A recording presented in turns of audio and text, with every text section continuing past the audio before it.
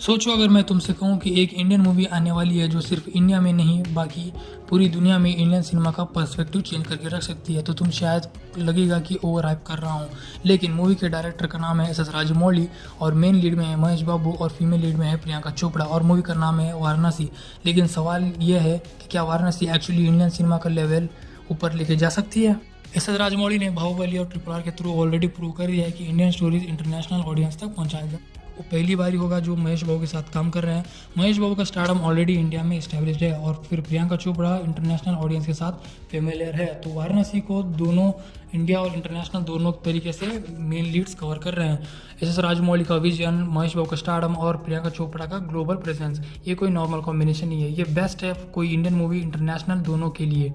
और मूवी का सबसे इंटरेस्टिंग पार्ट है मूवी का वर्ल्ड। वाराणसी सिर्फ एक नॉर्मल एक्शन मूवी नहीं होने वाली है, ये movie Indian mythology, adventure, action और टाइम ट्रैवल जैसे एलिमेंट को मैसिव सिनेमैटिक वर्ल्ड के साथ सिनेमैटिक वर्ल्ड में शूट करने वाले हैं।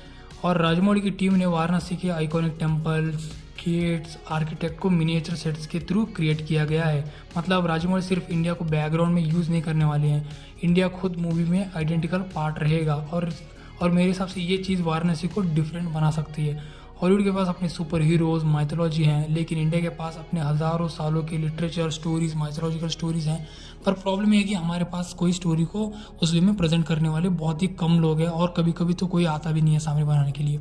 और राजमौली ने यहाँ कोई स्मॉल स्केल एक्सपेरिमेंट नहीं करने जा रहे हैं। रिपोर्ट के according Varanasi IMAX certified digital camera से शूट होने जा रही है और राजमौली ने बता दिया है कि मूवी का 80% शूट कंप्लीट हो चुका है और बाकी बचे हुए पोर्शन भी शूट हो जाएंगे।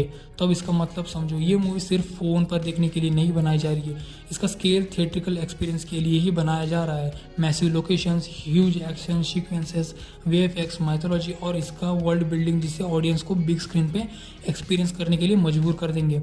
अगर राजमौली ने अपना विजन प्रॉपरली एग्जीक्यूट कर दिया तो वाराणसी एक्चुअल में एक कंप्लीट डिफरेंट लेवल पे जा सकती है। लेकिन सबसे इम्पोर्टेंट पॉइंट है कि वाराणसी ग्लोबल बनाने के लिए हॉलीवुड की तरह हॉलीवुड बनने की ज़रूरत है नहीं। इंडिया को अपनी आइडेंटिटी चेंज करने की बिल्कुल ज़रूरत नहीं है। हमें अपना कल्चर दिखाने आता है, हमें अपनी स्टोरीज ग्रैंड लेवल पे दिखाने आता है और फिर भी एक ऐसी मूवी हम बना सकते हैं जिसे पूरी दुनिया एक साथ एंजॉय करे।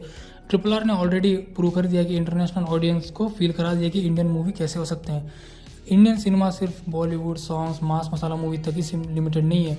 वाराणसी अगर सक्सेसफुल होती है तो ये आइडिया बड़ा हो सकता है कि बिकॉज फिल्म मेकर को एक बार प्रूफ मिल गया कि Indian stories can be global stories, तो there is no limit. Obviously अभी मूवी रिलीज नहीं हुआ है तो इसे ऑलरेडी मास्टरपीस नहीं कह सकते हैं। स्टोरी कैसी होगा, कैरेक्टर कितने स्ट्रांग हो गए, VFX कितना अच्छा होगा, ये सब रिलीज के बाद ही पता चलेगा। लेकिन जो कॉम्बिनेशन हमें दिख रहा है, राजमौली, महेश बाबू, प्रियंका चोपड़ा और इंडियन माइथोलॉजी, मैसिव बजट, ये कॉम्बिनेशन से परफेक्ट वर्क करेगा तो वाराणसी सिर्फ एक ब्लॉकबस्टर मूवी नहीं होगी, ये इंडियन सिनेमा के लिए एक नया स्टेटमेंट हो सकता है कि दुनिया की इम्प्रेस करने के लिए।